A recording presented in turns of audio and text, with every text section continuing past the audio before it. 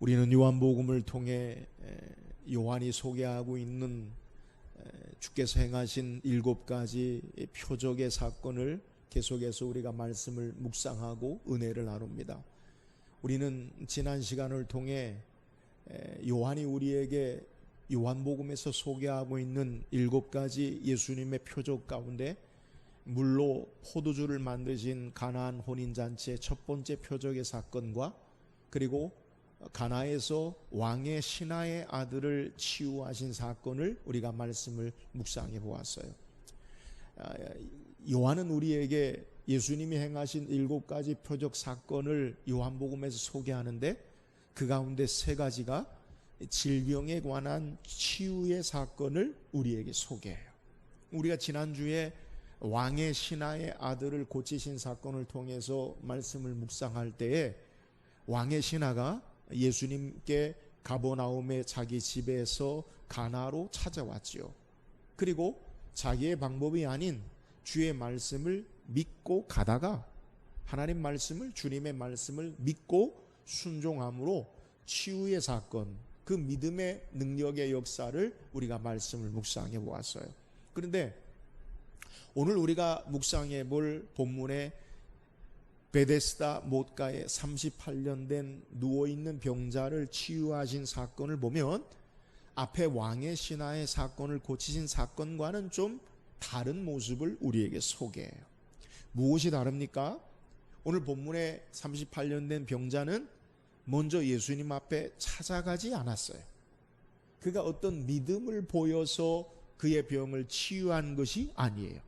그러니까 우리가 지난주에 말씀을 묵상한 왕의 신하의 아들을 고치신 사건을 보면 왕의 신하가 주의 말씀을 믿고 가더니 순종함으로 믿음으로 병을 고쳤다라는 것을 우리가 말씀을 통해서 묵상했는데 오늘 살펴볼 38년 된 병자의 사건을 성경을 살펴보면 이 38년 된 병자가 예수님을 믿었다라든가 예수님 말씀에 순종하고 나아갔다든가 그러한 것이 아니라 이 38년 된 병자가 믿음의 어떤 요소를 찾을 수 없지만 주께서 치유하신 사건을 우리에게 소개해요. 저는 앞서 요한이 우리에게 소개하고 있는 7가지 표적 사건 가운데 3가지가 질병에 관한 치유의 사건이다라는 것을 말씀을 드렸어요. 그러니까 우리가 지난주에 살펴본 왕의 신하의 아들을 고치는 사건, 그리고 오늘 살펴볼 38년 된 병자를 치유하시는 사건, 그리고 우리가 앞으로 살펴보게 될 요한복음 9장에 날 때부터 소경된 자를 고치신 사건 보면 병을 치유하실 때 어떤 일반적인 성경의 원리가 적용되지 않고 있음을 요한은 우리에게 소개해. 일반적인 성경의 원리라는 것, 그것이 뭡니까? 믿음으로 치유받았다, 믿음의 능력으로 고침받았다, 그런 원리가 적용되지 않는다는 거예요.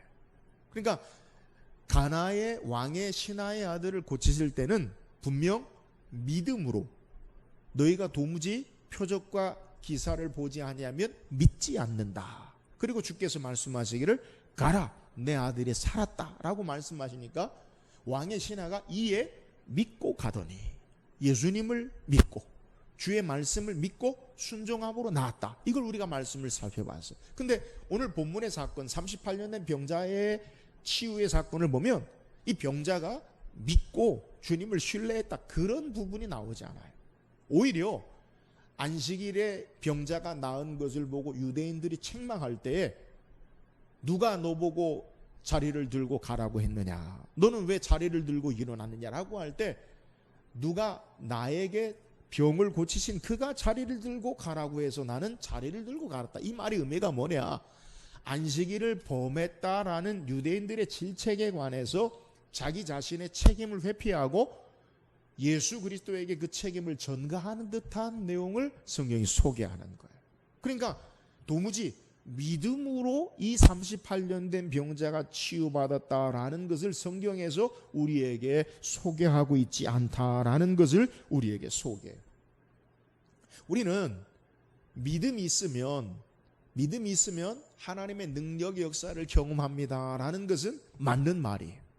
그러면 믿음이 없으면 하나님의 역사를 전혀 경험하지 못합니까? 그렇지 않아요. 오늘 38년 된 병자를 고치신 사건이나 요한복음 9장의 날 때부터 소경된 자를 고치신 사건을 살펴보면 그들 편에서 먼저 주님 앞에 나아가 믿음으로 나아가서 병을 고쳤다라는 성경의 내용을 우리에게 소개하고 있지 않아요. 믿음으로 치료하십니까? 맞습니다. 그러나 믿음이 없어도 주님은 치료하셔요. 여기서 우리는 혼란이 오죠. 믿음으로 우리가 살라는 말입니까, 목사님? 아니면 믿지 말라는 말이에요? 안 믿어도 된다는 거예요? 그 말을 하는 겁니까? 물론 믿음이 있어야 능력의 역사를 우리는 경험해요. 그런데 나의 믿음이 하나님의 능력의 역사를 결정하지 않는다라는 것을 우리는 깨달아야 돼요. 그러니까 나의 믿음이 꼭 하나님의 역사를 우리의 삶 가운데 경험한다라는 것의 공식은 원리로 우리가 일반화할 수 없다는 거예요. 우리가 치료받고 치료받지 못하는 것은 믿음이 있으면 치료받고 믿음이 없으면 치료받는다라고 단정적으로 말할 수 없다라는 거예요. 믿음이 좋으면 우리의 삶이 잘 되어지고 믿음이 없으면 잘 안 된다라고 그렇게 일반화해서 얘기할 수 없다는 거예요. 우리가 부유하고 복된 삶을 사는 것은 꼭 믿음이 있어야 그런 삶을 살고, 가난하고 고난의 삶을 사는 것은 저 사람이 믿음이 없어서 그렇게 산다라고 우리가 이야기할 수 없다라는 거예요. 그렇다면 무엇입니까? 두 가지를 기억해야 되는데, 하나는, 첫 번째는 하나님의 주권이. 내 믿음이 나를 결정하는 게 아니에요. 하나님이 주인 되세요. 하나님의 주권 가운데 우리를 믿음으로 고치시기도 하고, 때로는 그 믿음이 아니더라도 우리를 고치시기도 하고, 하나님의 주권 가운데 우리의 삶이 부유해지기도 하고, 아니면 때로는 가난해지기도 해. 나에 의해서, 내 믿음에 의해서 나로 말미암아 삶이 결정되지 아니하고 하나님의 주권, 하나님의 주인 되심으로 말미암아 역사하신다라는 것을 우리에게 소개해요. 또 하나, 믿음이 있든지 믿음이 없든지 주께서 치료하시고, 믿음이 있든지 믿음이 없든지 가난하게도 하시고 부하게도 하시고 축복하시기도 하시고 그렇지 않게 하시기도 하시는 중요한 사실은 우리의 상황의 문제가 아니라, 우리의 환경의 문제가 아니라 내 삶의 조건을 뛰어넘는 더 중요한 가치가 있음을 주께서 우리에게 말씀하시는 거예요. 우리의 삶 가운데 어떤 때는 부유하게 하시고, 어떤 때는 가난하게 하시고, 어떤 때는 잘 되게 하시고, 어떤 때는 고난 가운데 있게 하시는 이 삶의 의미가 뭐냐? 여러분, 우리의 삶의 처한 상황과 환경이, 조건이 문제가 아니라, 더 중요한 것은 우리의 삶의 문제가 아니라 우리가 어떻게 하나님의 자녀로 더욱 하나님을 바로 알고 신앙하는가, 이것이 더 중요하다는 사실을 우리에게 말씀하시기 원하는 것임을 우리는 깨달아야 돼. 나의 상황이나 조건이 중요한 것이 아니라 주께서 원하시는 것은 우리를 죄악 가운데 건지시고 하나님의 거룩한 백성, 하나님 나라의 백성으로 살게 하시는데 그 목적이 있음을 우리는 이해하고 깨달아야 된다라는 거예요. 부유하고 가난한 것보다, 건강하고 병든 것보다, 우리의 삶이 잘 되어지고 그렇지 않은 것보다 더 중요한 것은 우리를 죄악 가운데 건지시고 하나님의 백성으로 참되게 살게 하시는 것, 그것이 더 중요한 것이기 때문에 삶의 어떤 조건이나 환경을 믿음으로 우리의 삶 가운데 일반화해서 하나님께서 일하시고 역사하시지 않는다라는 사실을 우리에게 말하는 거예요. 여러분, 예수님께서 이 땅에 오신 목적이 무엇이에요? 병 고치기 위해서 오셨습니까? 잘 살게 하시기 위해서 오셨습니까? 물론 완성된 하나님 나라에 가면, 천국에 가면 눈물도 고통도 슬픔도 없고 우리의 삶에 완전한 행복함, 주님과 더불어 살아요. 그런데 이 땅에 예수님이 오신 것은 우리를 잘 살게 하시기 위하거나 병 고치기 위한 것이 아니라 우리를, 죄인들을 찾아 구원하시기 위함이요 하나님의 백성으로 회복하시고 하나님의 백성으로 살게 하시기 위함이다라는 사실을 우리는 깨달아야 돼요.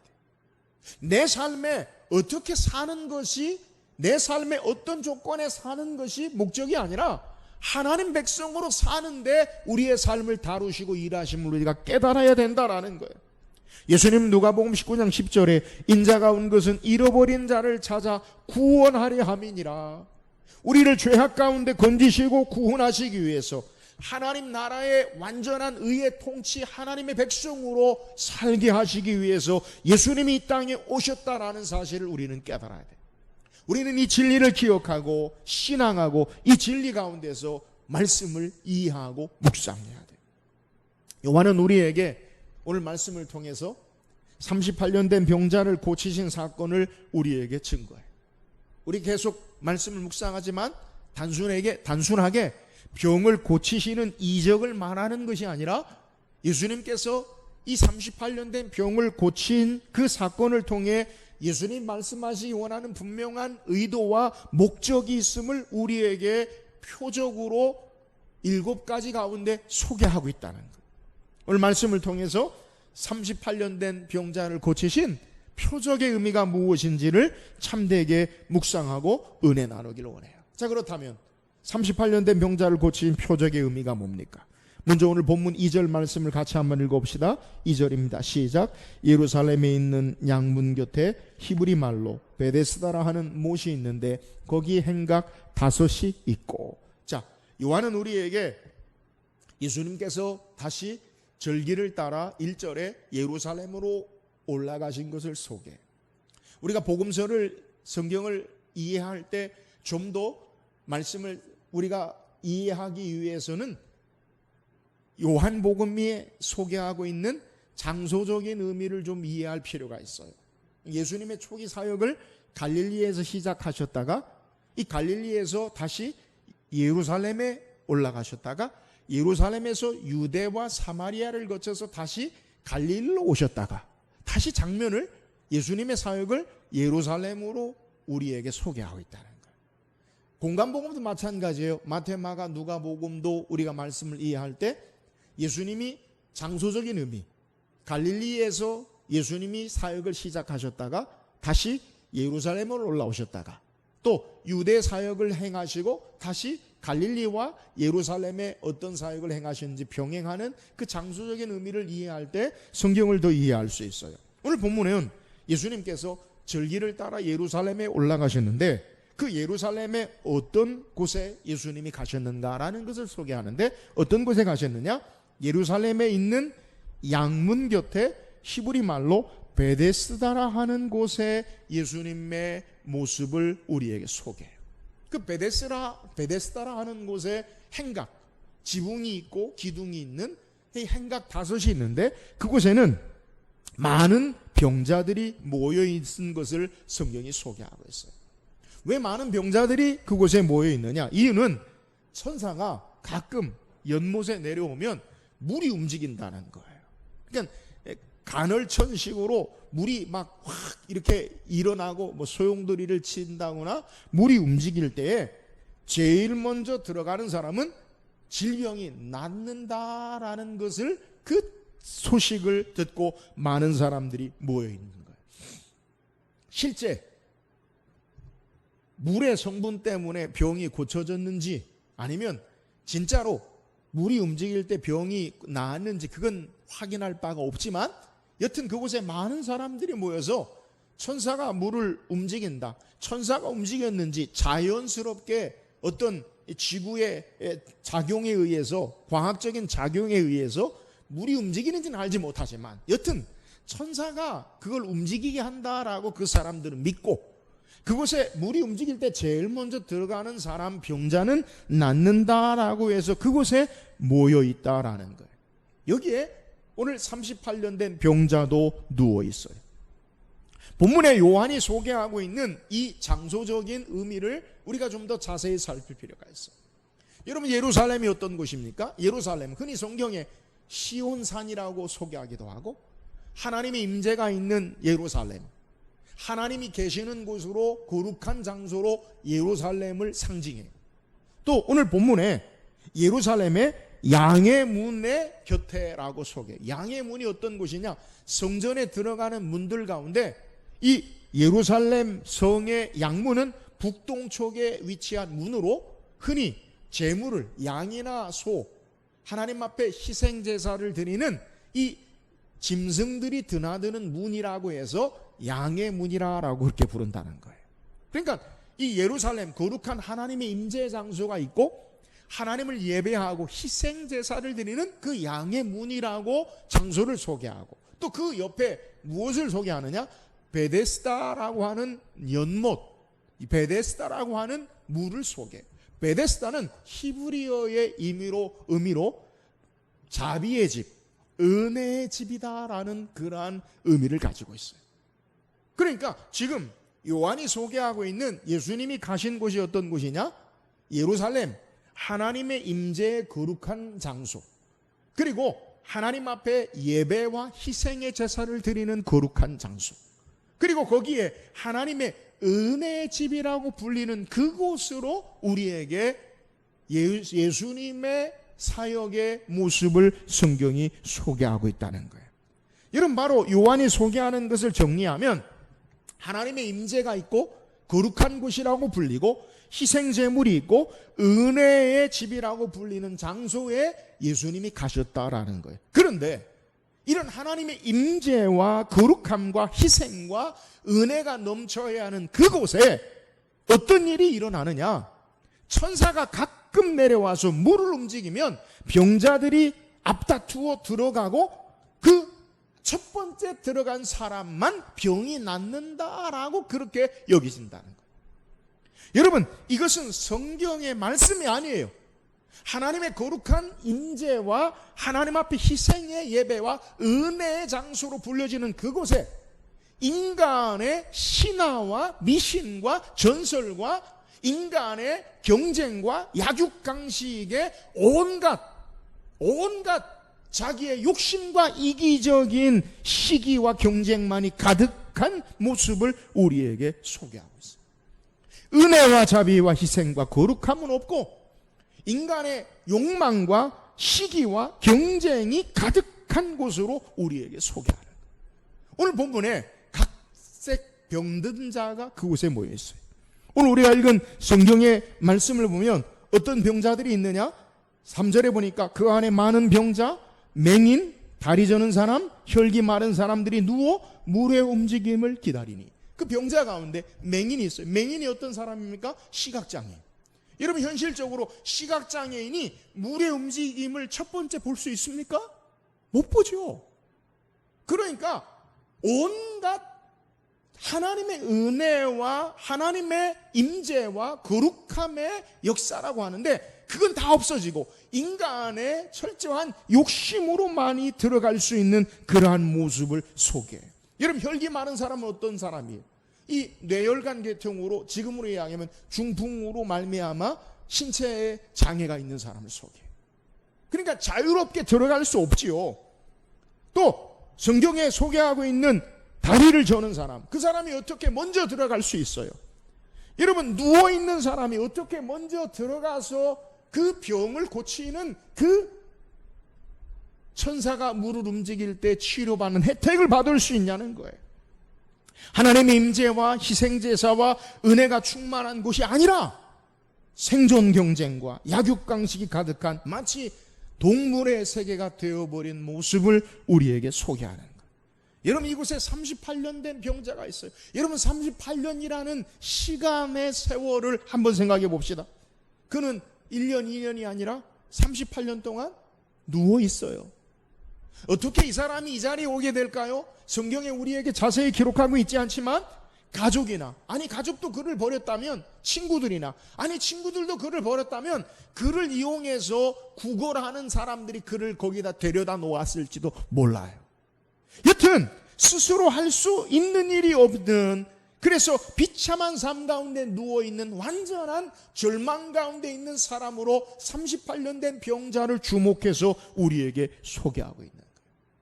오늘 본문의 의미를 성경학자들은 이야기하기를 예루살렘, 양의 문, 희생제사를 드리는 그곳, 그리고 하나님의 은혜의 장소라고 있는 그것을 어떻게 해석하느냐?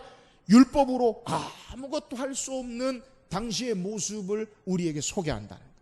그러니까 인간의 그동안의 율법으로 말미암아 어떠한 것도 할 수 없는 그러한 모습을 소개하고, 인간의 유전이나 신화, 사람들이 만든 이야기 전통으로 소망 없는 불가능한 절망의 삶의 모습을 우리에게 소개한다는 거예요.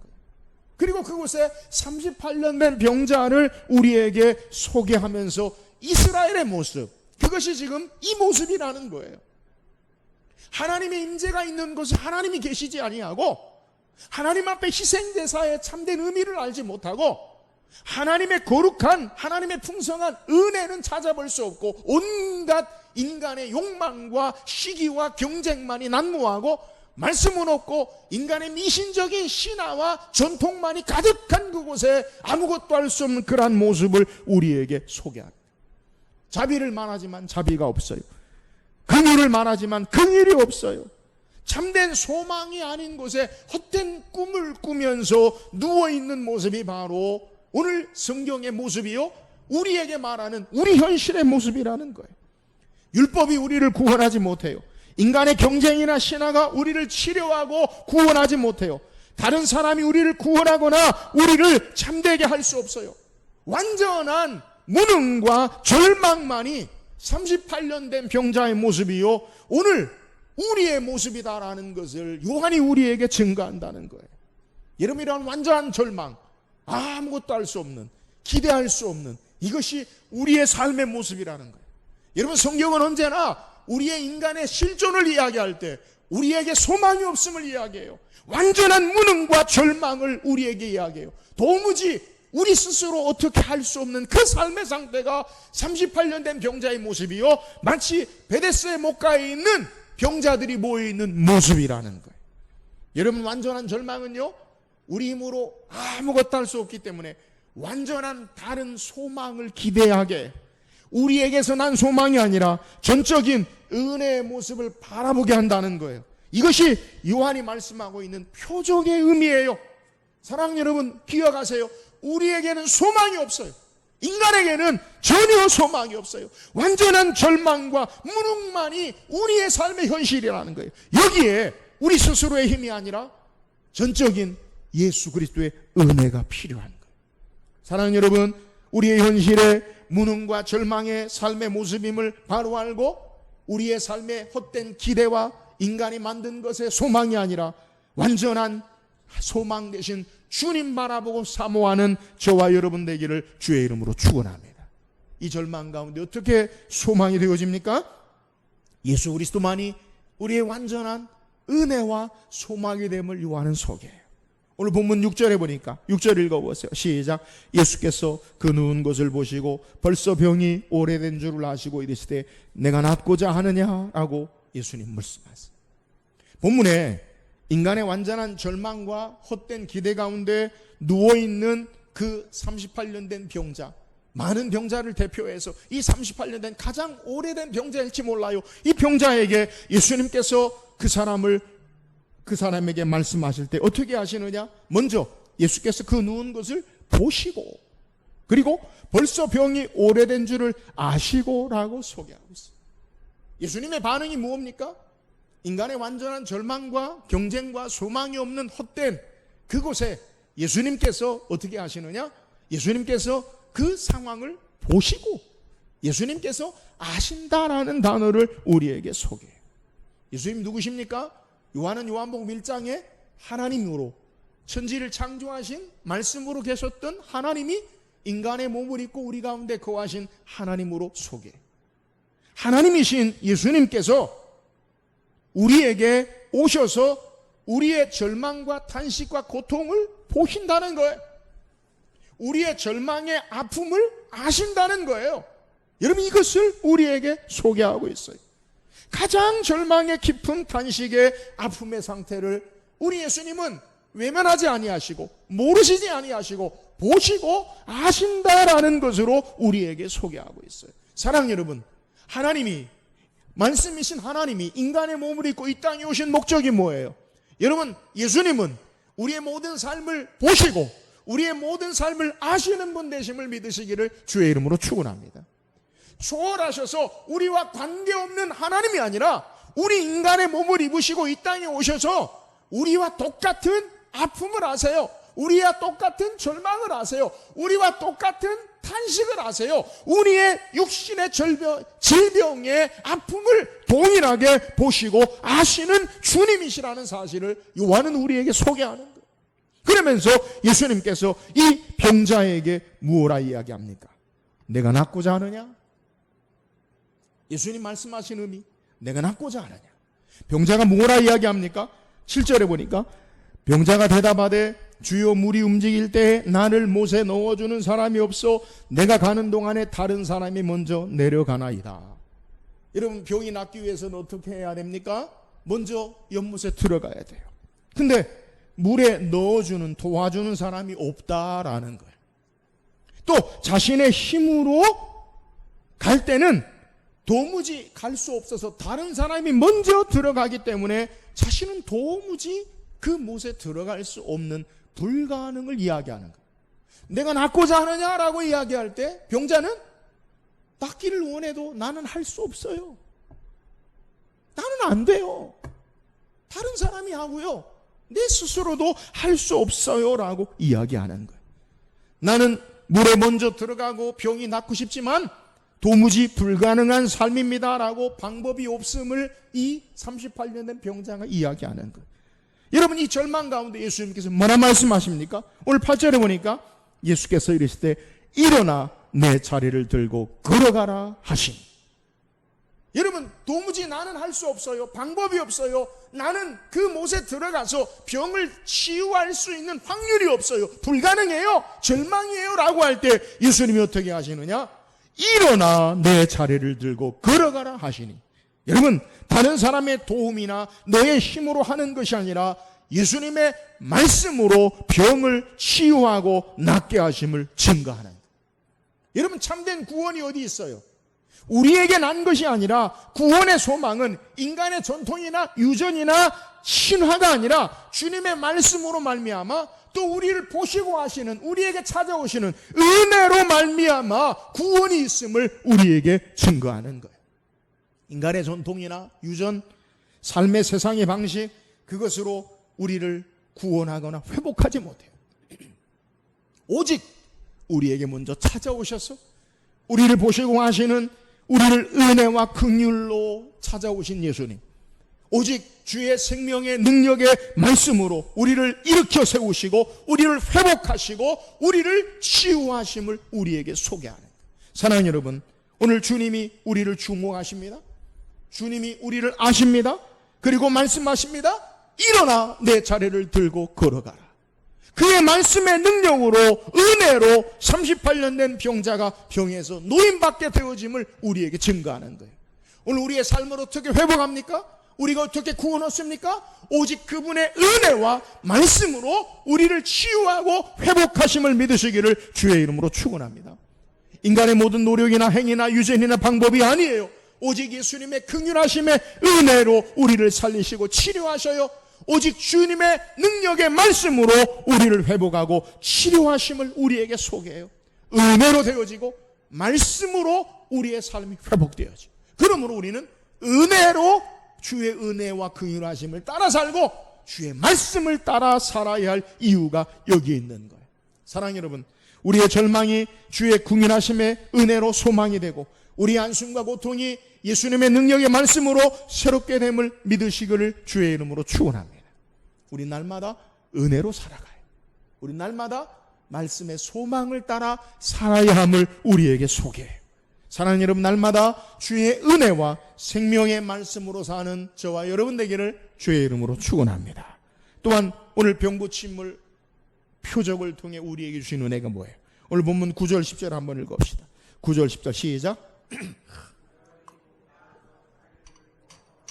이날은 안식일이니 유대인들이 병 나은 사람에게 이르되 안식일인데 내가 자리를 들고 가는 것이 옳지 아니하니라 말씀하고 있어요. 자, 오늘 참 이상한 것은 38년 된 병자가 나왔는데 유대인들의 반응이요, 너무 이상해요. 유대인들이 전혀 기뻐하지 않고 오히려 이 38년 된 병자의 잘못을 지적하고 고발해요. 책망해요. 무슨 잘못입니까? 38년 된 병자가 안식일을 어겼다라고 고발하는 거예요. 병 나은 것에는 전혀 관심이 없고요. 이 38년의 병자가 안식일을 어겼다라는 것을 유대인들이 이야기한다는 거예요. 치료에 관심이 없고 안식일을 어긴 것에 초점을 맞춰요. 여러분, 안식일에 무엇을 어긴 겁니까? 유대인들은 안식일에 지켜야 할 것, 안식일을 기억하고 그렇게 지켜라. 엿새 동안 힘써 내 모든 일 할 것이나, 안식일은 너나 내 자녀나 내 모든 육축이나 가축이나 모든 것을 아무것도 하지 마라. 이 그친다는 거. 이 안식의 의미는 그친다라는 거. 사바트라는 말인데 아무것도 하지 않는다. 그러면 유대인들이 생각할 때 아무것도 하지 않는 것이 어떻게 행하는 것이냐, 안식일 날. 그래서 이 아무것도 하지 않는 것을 유대인들은 율법에 39가지를 정해놓고 안식일은 이렇게 행하는 것이 아무것도 하지 않는 것에 율법을 지킨다라고 했다는 거예요. 우리가 아는 대로 유대인들은 안식일 날은 2000규빗 이상을 걷지 못해요. 2000규빗이라고 하면 1km 이상은 걸으면 안 돼요. 그러니까 1km까지는 되는데 1km를 넘어가면 안식일을 어기는 거예요. 또 안식일은 불을 피우지 말 것, 불을 끄지 말 것. 그러니까 안식일에는 불을 피면 안 돼요. 그리고 불이 펴 있는데 끄면 안 돼요. 안식일 날 끄면 안 돼요. 또 안식일에는 타작을 하지 말 것, 짐을 들고 가지 말 것, 여러 가지 있는데 2세기 이후에 미시나라는 이 율법 랍비에 의해서 여기에 6가지를 더해서 39가지에서 6가지를 더해서 234개의 조항을 더하여 지켰다고 해요. 자, 38년 된 병자가 안식일에 어긴 그 안식일을 어겼던 유대인들이 고소하는 내용이 뭐예요? 38년 된 병자는 38년 동안 병으로 누워 있었어요. 그러니까 오늘 안 고쳐도, 안식일 날 안 고쳐도 다음 날 고쳐도 된다는 거예요. 이 일을 했다는 거예요. 안식일이 아닌 다음 날 고쳐도 되는데 이 38년 된 병자가 치료되었다. 이미 오래되어서 다음 날 해도 될 일인데 굳이 안식일 날 병을 치료하는 일을 행함으로 안식일을 어겼다라는 거예요. 또 내 자리를 들고 걸어가라 명하셨을 때 이 38년 병자가 자리를 들고 걸어갔다는 거예요. 여기서 자리가 뭡니까? 38년 된 병자가 누웠던 휴대용 간이 침상, 누웠던 간이 침상을 이야기해요. 그러니까 물건을 들고 움직이고 옮기는 것, 이걸 하지 말아야 되는데 38년 된 병자가 치료받고 자기 물건을 들고 옮김으로 안식일을 어겼다라고 이야기하는 거예요. 여러분, 유대인들의 형식주의를 이야기해요. 안식일에 하지 말아라라고 주님이 말씀하신 근본적인 의미가 뭐예요? 여러분, 나의 모든 행위를 그치고 내 힘으로가 아니라 하나님의 창조의 역사 앞에 삶이 있음을 알고 하나님이 주인 되심을 알고 하나님을 예배하고 하나님을 섬기는 것에 의미가 있어요. 그래서 안식일을 통해 내 삶에 참된 쉼을 주시고 하나님께로 말미암아 참된 안식이 있음을 바라보고 안식일을 지키라는 거예요. 그래서 예수님은 이 안식일에 관한 논쟁을 복음서에 여러 번 소개하는데 이 안식일을 위하여, 나를 위하여 있는 것이 아니라 사람을 위하여 있음을 예수님 말씀하세요. 마가복음 2장 27절에 보니까 또 이르시되 안식일이 사람을 위하여 있는 것이요 사람이 안식일을 위하여 있는 것이 아니니라고 말씀하고 있어요. 안식일 날 자체를 위한 것이 아니라 나를 위한, 우리를 위한 것에 안식일이 필요한다라는 것을 주님이 말씀하는 거예요. 또 내가 안식일에 무엇을 했느냐 하지 않았느냐, 무엇을 행했느냐 행하지 않았느냐의 문제가 아니라는 것을 예수님 말씀하시면서 마가복음 3장 4절에 그들에게 이르시되 안식일에 선을 행하는 것과 악을 행하는 것, 생명을 구하는 것과 죽이는 것 어느 것이 옳으냐 하시니 그들이 잠잠하거나. 여러분, 무엇을 했느냐 안 했느냐가 아니라 선을 행하고 생명을 구하는 그러한 삶의 모습이 안식일에 행해야 할 바요 옳은 것임을 우리에게 소개하는 거예요. 근데 유대인들은 38년 된 병자가 치료받은 것에는 전혀 관심이 없고 계속해서 그를 무엇을 했느냐, 안식일을 어겼느냐, 여기에 관해서 질책하고 질문하고 고발해요. 너를 낫게 하고 자리를 들고 가라고 한 사람이 누구냐라고 물어요. 여러분, 본문에서 이 38년 병자는 처음에는 누구인지 알지 못한다라고 이야기했다가 나중에 예수님을 만나고 이야기하기를 예수라라고 이야기해. 자신의 책임을 전혀 회피해. 근데 오늘 본문에 더 중요한 것이 뭐냐? 예수님께서 이 사람을 만나지요. 오늘 본문 14절에 보니까 그 후에 예수께서 성전에서 그 사람을 만나 이르시되 보라 내가 나았으니 더 심한 것이 생기지 않게 다시는 죄를 범하지 말라 하시니. 여러분 예수님께서 말씀하시는 게 뭐예요? 내가 나았으니 더 심한 것이 생기지 않게 다시는 죄를 범하지 말라. 더 심하지 않게 생기지 않게 하라. 그게 뭘까요? 또 다른 병이 걸린다? 그건 의미는 아닐 것 같아요. 마지막 심판 때에 말씀하시는 것 같아요. 그러니까 다시는 더 심한 것이라는 것은 심판 앞에, 하나님의 마지막 심판 앞에 내 삶이 있는 것을 바르게 알라라고 말씀하시는 것이고, 핵심은 다시는 죄를 범하지 말라. 여러분 예수님 말씀하시는 중요한 의미가 뭐예요? 단순하게 38년 된 병자의 병을 고치는 것보다 더 중요한 것은, 그것은 죄를 범하지 않아야 된다라는 것을 예수님이 강조하고 있다는 거예요. 다시 말하면 여러분 복음서에 예수님의 치료의 기사, 병을 고치는 치료의 사건의 목적은 단순하게 병을 고쳤다라는 것이 아니라 우리의 삶에 죄를 범하지 않는 거룩함의 목적을 두고 행하시는 것이다라는 사실을 우리에게 소개하는 거예요. 여러분 100번 병을 치료받아도요 거룩함에 이르지 못하면 아무 의미가 없어요. 내가 아무리 죽었다가 다시 살아난다 할지라도 거룩함으로 하나님의 우리의 삶의 성화의 삶을 살지 못한다면 그것은 아무 의미가 없음을 우리에게 소개하는 거예요. 예수님께서 치유의 능력을 행하신 이유가 바로 여기 있어요. 왜 고치십니까? 왜 치료했습니까? 병을 단순하게 낫다라는 게 아니라 다시는 죄를 범하지 않는 거룩한 삶을 살라라는 것을 우리에게 소개하는 거예요. 여러분 육신의 치료, 이 땅에 우리의 삶의 표적과 기적의 이유가 뭐예요? 왜 표적이라고 소개합니까? 영혼을 치료하기 위함이요 하나님의 백성으로 살게 하시기 위함이다라는 목적을 우리에게 소개하는 거예요. 영혼이 거룩하게 하기 위함이 바로 치유하신 목적이에요. 그러므로 질병이 고쳤다라는 질병 자체에 머물러서는 안 돼요. 이것이 목적이 아니에요. 병고침이 목적이 아니라 병고침을 통해 우리 영혼이 하나님 앞에 더욱더 거룩함으로 죄 가운데 살지 아니하고 성화의 삶으로 나아가야 할 것, 이것을 우리에게 말씀하고 있는 거예요. 저는 앞서 설교를 하면서 여러분에게 함께 말씀 묵상한 내용이 뭐냐? 병을 고치거나 고치지 않거나 가난하거나 부유하거나 우리의 상황이 문제가 되지 않는다라고 말씀을 드렸어요.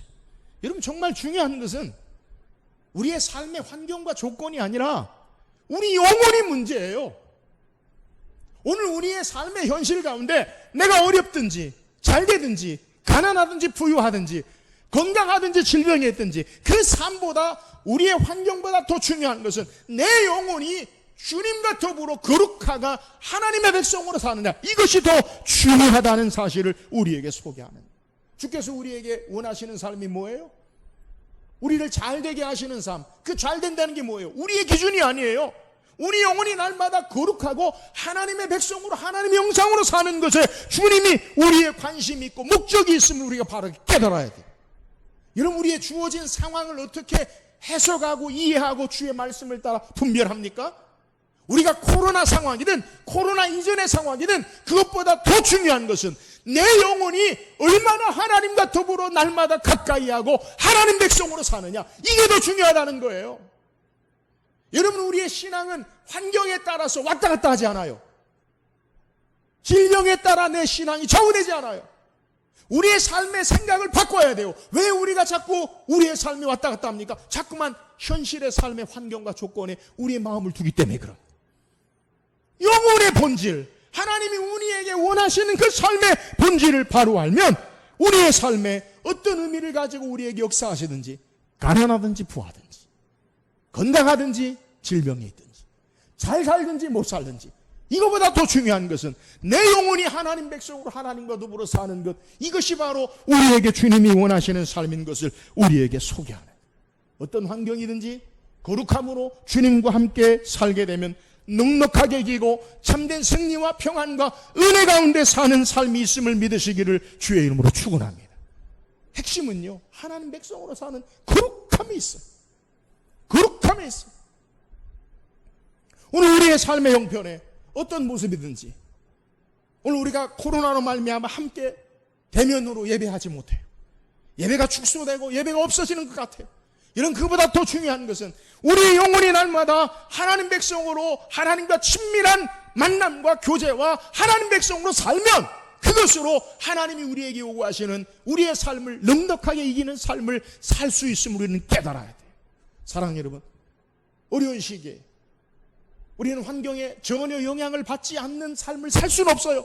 그러나 더 중요한 것은 우리 영혼이 하나님의 거룩한 백성으로 날마다 하나님과 함께함으로 이 모든 삶을 넉넉하게 이기고 거룩한 하나님 백성으로 사는 저와 여러분 되기를 주의 이름으로 축원합니다. 오늘 성경에 38년 된 병자를 통해 우리에게 말씀하시는 표적의 의미가 뭐예요? 인간의 완전한 절망과 무능과 우리의 삶에 소망이 없음을 다시 한번 소개해요. 인간의 전통과 신화, 그것으로는 우리를 구원하지 못해요. 헛된 소망에 기대어서 우리의 삶을 살지 못해요. 정치가, 철학이, 과학이 우리를 구원하지 못해요. 오직 주의 은혜와 말씀으로 우리를 구원하셔요. 오늘 이 땅에 주님이 정말 원하시는 삶, 그것은 우리의 거룩함에 있어요. 다시는 죄를 범하지 말라. 오늘 이 땅에 날마다 하나님과의 친밀한 삶, 주님이 우리의 참된 구원되심을 알고 주의 은혜와 긍휼하심, 말씀의 소망을 두고 하나님 앞에 거룩한 백성으로 삶으로 이 땅의 삶에 넉넉히 모든 상황을 이기고 승리하며 나가는 우리 모든 성도들 되기를 주의 이름으로 축원합니다.